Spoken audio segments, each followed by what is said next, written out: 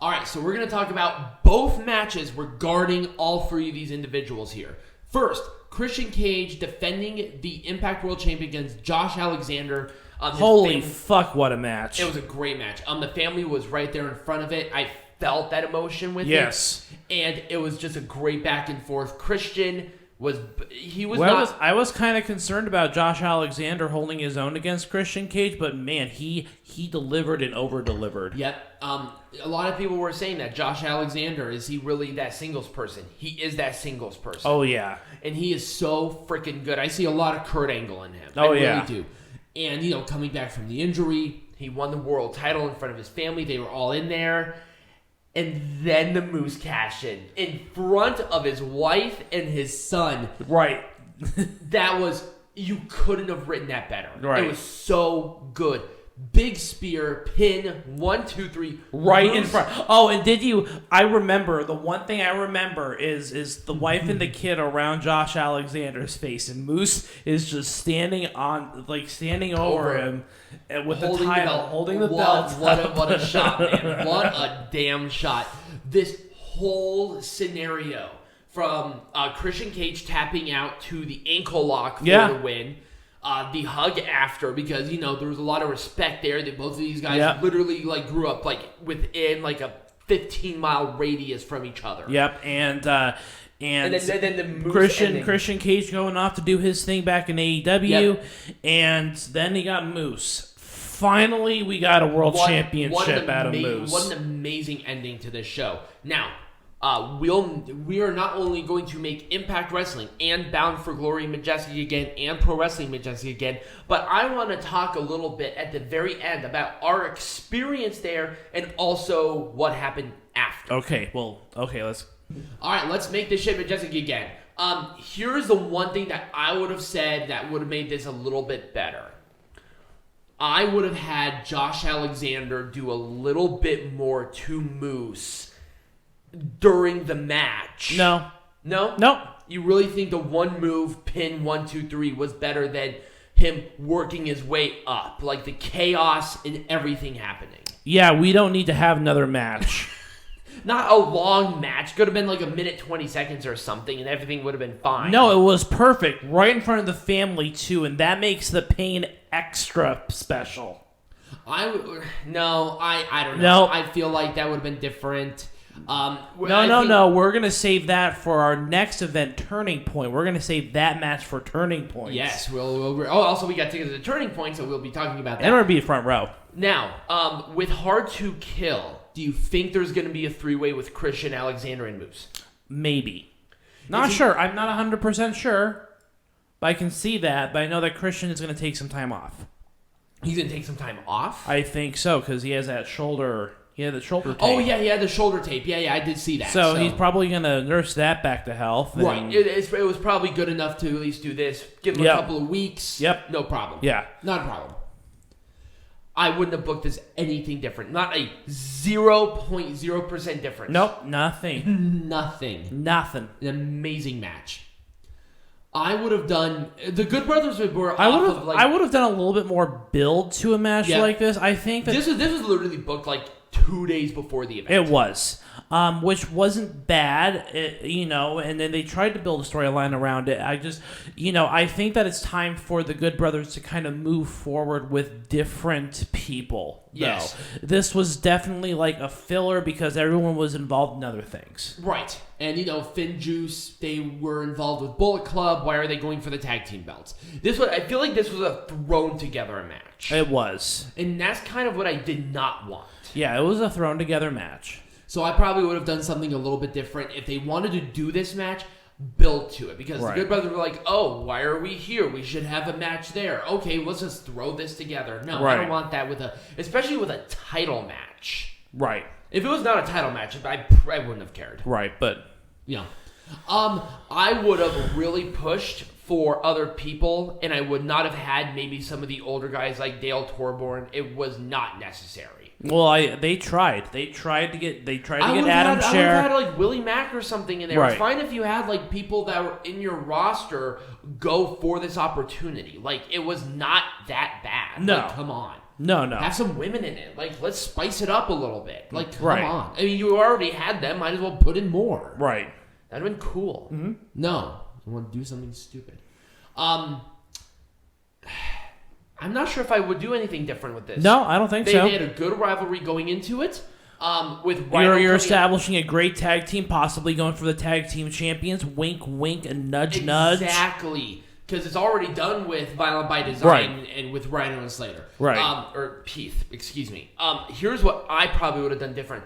I would have had Rhino go in there and really tease the hell out of even goring Heath. Mm-hmm. And then turning and goring like Joe Doring, going outside and then going for the tag. Right. I think that would have added that additional emotion instead of just going there and then going for the tag immediately. Yeah. Well, I would have booked that a little bit better because I swear if he was gonna go for the spear, people like, no, don't do it, and then goring the other person, that place would have erupted. That place would have blown up. Exactly. I wouldn't have done anything different. No.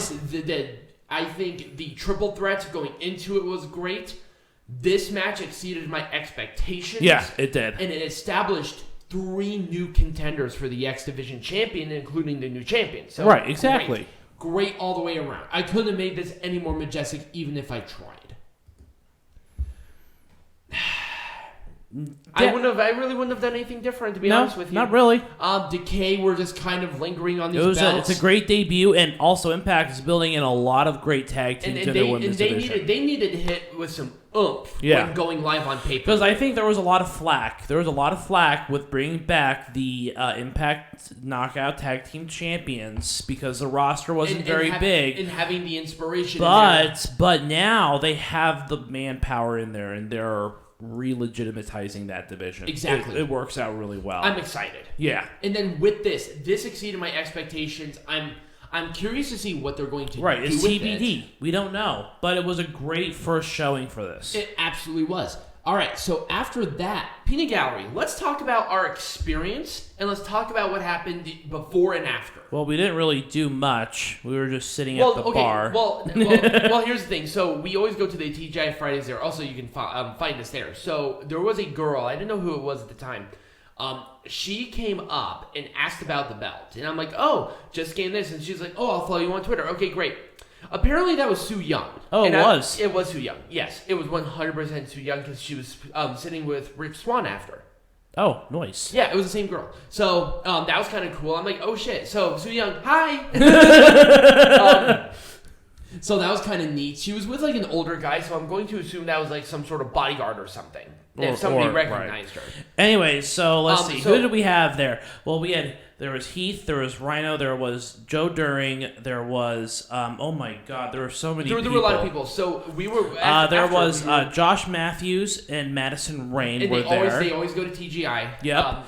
But they were, they were just they were doing their own thing, so I kind of stayed away from them. I don't know the other guy, but he was sitting with D'Lo Brown because he's from there, so it wasn't a wrestler. I don't think. D'Lo Brown was with a couple of people. I'm not sure who they were, so they were there. But D'Lo Brown's from Vegas, so I'm assuming that he's probably just hanging out there with his friends or whatever. How long did it take for like the rest of them? So Swann, Young, an older guy, and I think like one of the costume designers were sitting adjacent to us at a booth. Right, and then there was another booth with a couple of other people as well. Yes. There were 2 booths. I don't know the other And then people. we had Moose, Eddie Edwards, a producer that I think Peanut Gallery talked to the last time. There were 3 producers sitting next to us. They got there for some shots, and there were some fans that were buying like all the wrestlers, like shots after shots, and they probably spent at least $200 or $300 on shots alone. Oh yeah.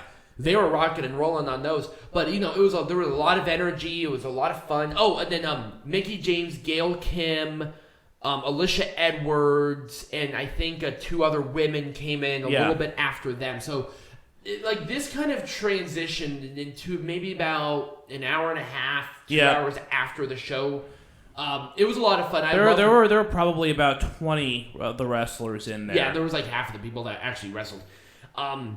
It was a lot of fun. I always enjoy going there and sitting with the wrestlers, and sometimes they'll talk to you, sometimes they don't. There was a guy that was sitting next to me that had nothing to do with it, but he was, very happy and cheerful and friendly. So, anyways, we had a good experience. If you live in the Vegas area or if you have the opportunity to go to it, go to it. It's a lot of fun. It is. We're gonna be there at Turning Point, and we'll be doing what we did this last time. We'll be sitting front row. We go to TGI Fridays before. We'll usually do like a beer or two and an appetizer, go to the show, and come back and do full dinner.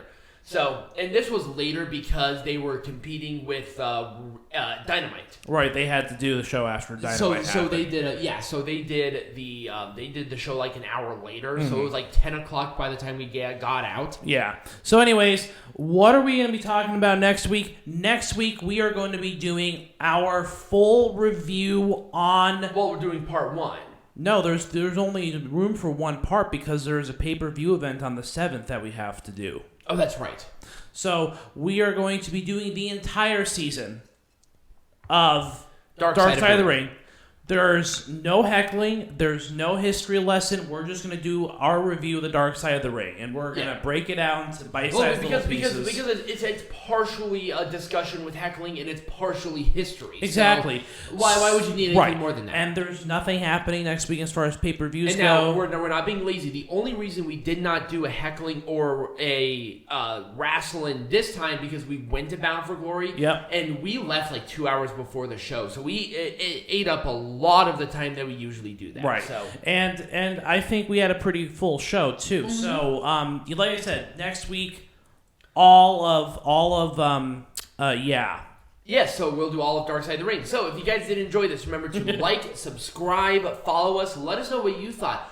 Were you at Bound for Glory? Did you watch Crown Jewel? Let us know what you thought in the comments down below. Share it with your friends. Become a patron. Links will be in the link tree down below. And as always, be majestic.